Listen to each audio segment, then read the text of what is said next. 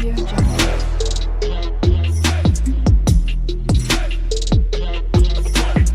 Audio Jungle. Hey guys, so போன வீடியோவில் கிளாஸ்னால் என்ன, ஆப்ஜெக்ட்னா என்ன அப்படின்னு பார்த்தோம். பட் இப்போ உங்களுக்கு வந்து ஒரு நார்மலாக எல்லாருக்கும் தோன்றது தான் பேசிக்காக இந்த மாதிரி வந்து நம்ம டிஃபைன் பண்ணுறதுனால மட்டும்தான் வந்து இந்த கிளாஸஸ், இந்த ஆப்ஜெக்ட் ஓரியன்டட் ப்ரோக்ராமிங் வந்து பாப்புலராக இருக்கா அப்படின்னு நீங்கள் கேட்பீங்க.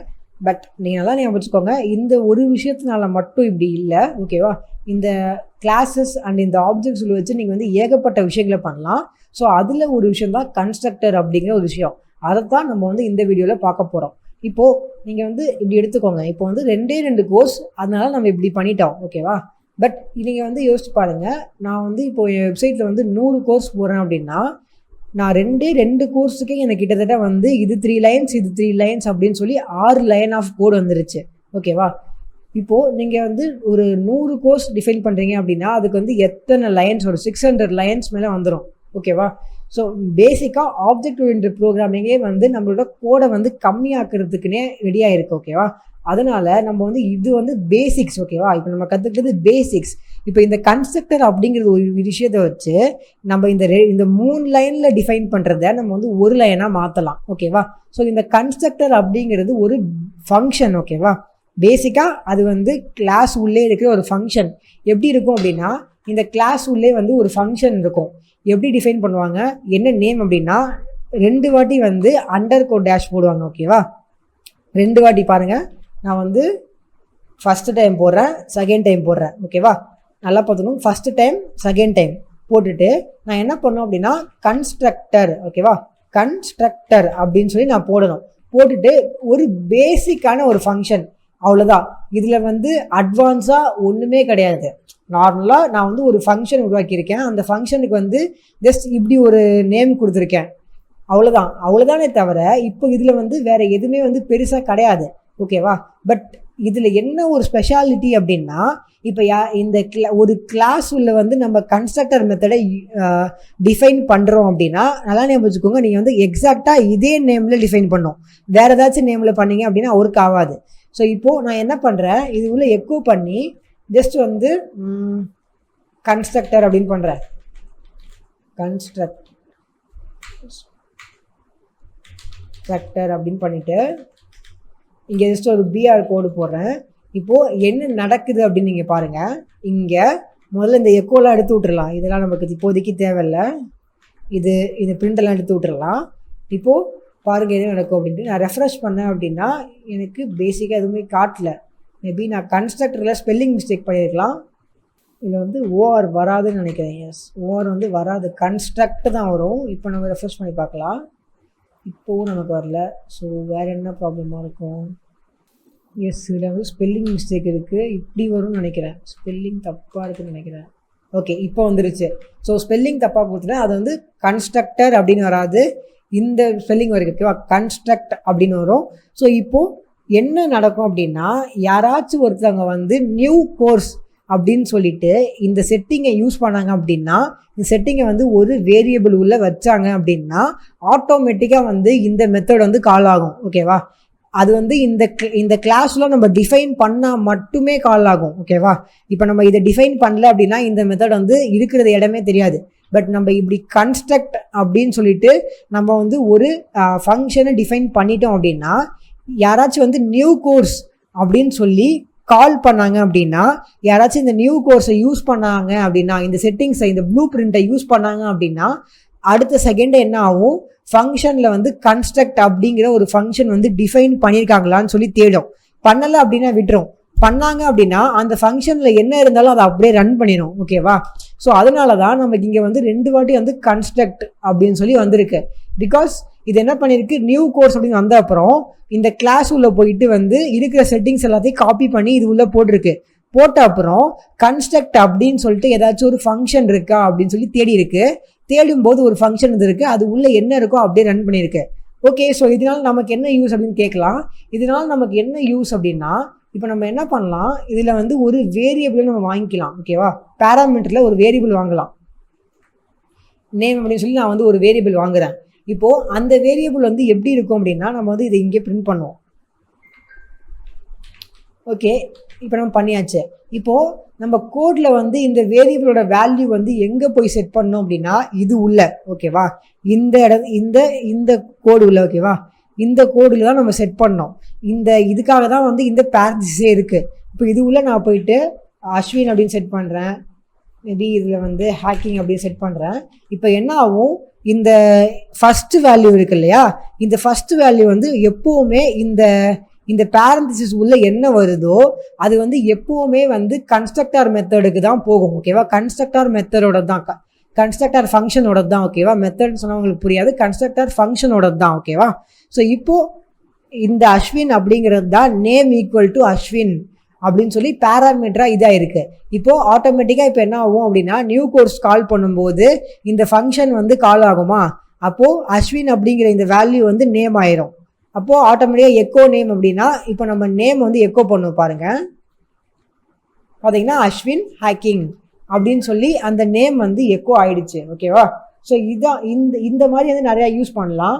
இதுலேயே வந்து அட்வான்ஸாக இன்னும் ஒரு யூஸ் இருக்குது. என்ன அப்படின்னா இப்போ நான் வந்து பாருங்களேன் காட்டுறேன், டைட்டில் அப்படின்னு சொல்லி ஒன்று வாங்கிக்கிறேன், அதுக்கப்புறமா ப்ரைஸ் அப்படின்னு சொல்லிட்டு ஒன்று வாங்கிக்கிறேன்.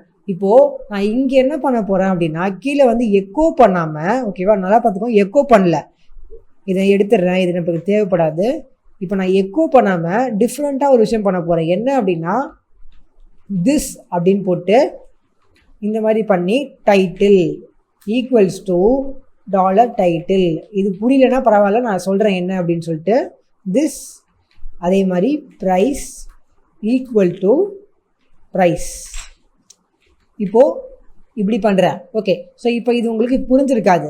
இப்போது இந்த திஸ்ஸும் இந்த கோர்ஸ் ரெண்டுமே வந்து சேம், ஓகேவா. அதாவது இந்த திஸ் ஈக்குவல் டு டைட்டிலும் இந்த ஏரோமார்க் டைட்டிலும் இந்த கோர்ஸ் ஏரோமார்க் டைட்டிலும் சேம், ஓகேவா. என்ன கான்செப்ட் அப்படின்னா எப்படி வந்து நம்ம வந்து course arrow mark title equal to PHP அப்படின்னு நம்ம பண்ணுறோமோ அதே கான்செப்ட் தான் திஸ் ஏரோமார்க் போட்டு டைட்டில் போடுறது. பட் நம்ம ஏன் இங்கே திஸ் போடுறோம், இங்கே ஏன் வந்து இந்த வேரியபிளை யூஸ் பண்ணுறோம் அப்படின்னா நம்ம இங்கே வந்து இந்த பர்டிகுலர் செட்டிங்ஸை வந்து இந்த வேரியபிள் உள்ள ஸ்டோர் பண்ணிட்டோம், ஓகேவா. அதனால இந்த வேரியபிளை நம்ம போட்டு ஏரோமார்க் போட்டு திஸ் போட்டோம். பட் கிளாஸ் உள்ள அந்த மாதிரி கிடையாது, கரெக்டாக. அதனால நம்ம திஸ் கீவேர்டு யூஸ் பண்ணோம் அப்படின்னா என்ன பண்ணோம், இந்த ஃபங்க்ஷனுக்கு விட்டு வெளில போயிடும், ஓகேவா. இந்த திஸ் கோடு வந்து என்ன பண்ணோம் அப்படின்னா ஃபங்க்ஷனை விட்டு வெளில போகும். ஃபங்க்ஷனை விட்டு வெளில போயிட்டு டைட்டில் அப்படின்னு சொல்லிட்டு ஏதாச்சும் ஒரு ப்ராப்பர்ட்டி, ஏதாச்சும் ஒரு செட்டிங் வந்து இருக்கா அப்படின்னு சொல்லி சர்ச் பண்ணோம். இருந்துச்சு அப்படின்னா அந்த செட்டிங் வந்து என்ன பண்ணோம், ஈக்குவல் டு நம்ம வந்து இங்கே யூசர்கிட்டேருந்து வாங்குற டைட்டிலாக கொடுத்துருவோம். அதாவது நம்ம இங்கே இப்போ போடணும், இங்கே வந்து நான் என்ன போடணும் அப்படின்னா PHP அப்படின்னு போடணும், அண்டு ப்ரைஸும் நான் போடணும். இப்போ என்ன நடக்கும், சிம்பிளாக வந்து இந்த PHP அப்படிங்கிறது வந்து இங்கே இருக்கும், கரெக்டாக இங்கே இருக்கும், இப்படி PHP அப்படின்னு இங்கே இருக்கும். இப்போது இது வந்து என்ன ஆகும் அப்படின்னா திஸ் அப்படின்னு இந்த கீவேர்டு வந்து என்ன பண்ணும், வெளில போய் இந்த ஃபங்க்ஷனை விட்டு வெளில போய் ஏதாச்சும் ஒரு, ஓகேவா, ஏதாச்சும் ஒரு டைட்டில் அப்படின்னு சொல்லிட்டு ஏதாச்சும் ஒரு செட்டிங் இருக்கா அப்படின்னு சொல்லி தேடி பார்க்கும்போது இங்கே நம்ம தான் டிக்ளேர் பண்ணியிருக்கோம்ல. ஸோ இதோட வேல்யூ, இந்த டைட்டிலோட வேல்யூ ஈக்குவல் டு டைட்டில் அப்படின்னு பண்ணிடும். இந்த டைட்டிலோட வேல்யூ எப்படியும் PHP அப்படின்னு தான் இருக்க போகுது, பிகாஸ் நம்ம இங்கே பாஸ் பண்ணுறோம், கரெக்டாக. இப்போ நம்ம இங்கே இன்னொன்று பாஸ் பண்ணோம் அப்படின்னா இன்னும் வேறு இருக்கும். இப்போ இன்னொன்று நம்ம வந்து பாஸ் பண்ணலாம், இங்கே வந்து ஹேக்கிங் அப்படின்னு போடுவோம், ப்ரைஸ் வந்து அதே மாதிரி 199 போடுவோம். இப்போ நம்ம இது ரெண்டு போடவே தேவையே கிடையாது, ஏன்னா மேலேயே அது டிக்ளேர் ஆகிடுச்சு. ஸோ பார்த்தீங்க அப்படின்னா ஜஸ்ட் வந்து 2 லைன் ஆஃப் கோடில் நமக்கு முடிஞ்சிருச்சு. இப்போ நான் இதை வந்து எக்கோ பண்ணலாம், ஈஸியாக எக்கோ பண்ணேன் அப்படின்னா கோர்ஸ் 1 அப்படின்னு போட்டு டைட்டில் அப்படின்னு நான் எக்கோ பண்ணேன் அப்படின்னா எனக்கு ஆன்சர் வரும் பாருங்கள். டைட்டில் அப்படின்னு சொல்லி வேரியபிள் எனக்கு வருது. ஸோ மேபி வந்து ஆமாம், நான் இந்த இடத்துல வந்து தப்பு பண்ணிட்டேன், இப்படி இருக்கக்கூடாது, டைட்டில் அப்படின்னு இப்படி இருக்கணும். இப்போ ரெஃப்ரெஷ் பண்ணேன் அப்படின்னா PHP அப்படின்னு சொல்லிட்டு எனக்கு வந்து ஆன்சர் வருது. ஸோ நான் இங்கே கொடுக்குறேன், அது வந்து இந்த கன்ஸ்ட்ரக்டருக்கு பாஸ் ஆகுது. இந்த கன்ஸ்ட்ரக்டரை நான் என்ன பண்ணுறேன், திஸ் அப்படிங்கிற ஒரு விஷயத்தை யூஸ் பண்ணுறேன். நம்ம எப்படி வந்து ஃபங்க்ஷனில் வந்து நம்ம என்ன பண்ணுவோம், நிறையா ஃபங்க்ஷனில் வந்து நம்ம நார்மலாக இப்படி பண்ணுவோம், குளோபல் பண்ணுவோம். ஃபஸ்ட்டு நம்ம என்ன பண்ணுவோம், குளோபல் அப்படின்னு போட்டு குளோபல் டைட்டில் அப்படின்னு பண்ணுவோம், கரெக்டாக. அப்புறம் நம்ம என்ன பண்ணுவோம், டைட்டில்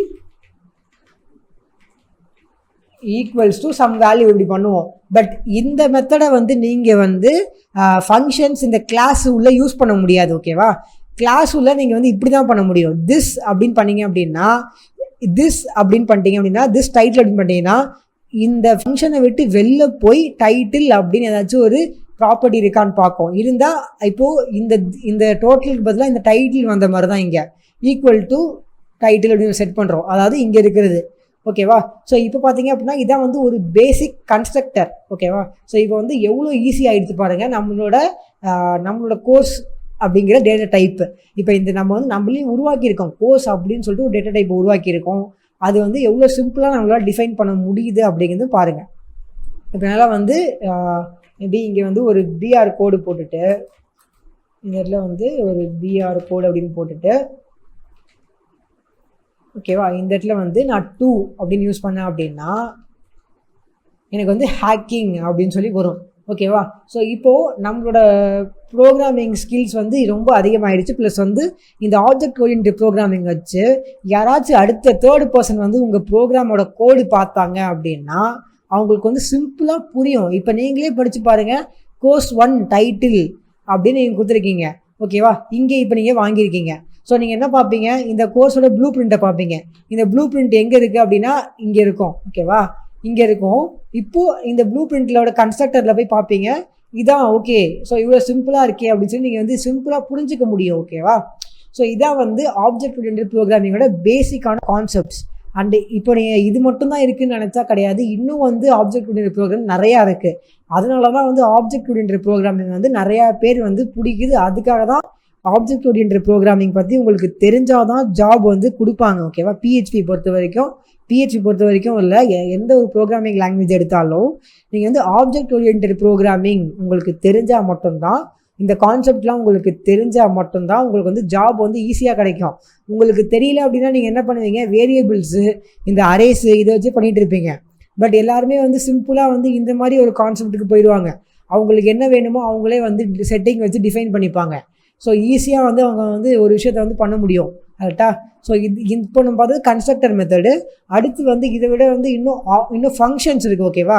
எப்படி நம்ம வந்து இந்த மாதிரி டிஃபைன் பண்ணமோ இன்னும் வந்து கிளாஸ் உள்ள இன்னும் நிறையா விஷயங்கள் இருக்குது. கிளாஸ் உள்ள நீங்கள் கன்ஸ்ட்ரக்டர் மட்டும் டிஃபைன் பண்ண முடியாது. இன்னும் நீங்கள் நிறையா ஒரு கீழே இன்னும் இது கீழே வந்து நிறையா இருக்குது. ஸோ அதை பற்றி எல்லாமே நம்ம வந்து அடுத்த வீடியோவில் நம்ம பார்க்கலாம். ஓகேவா?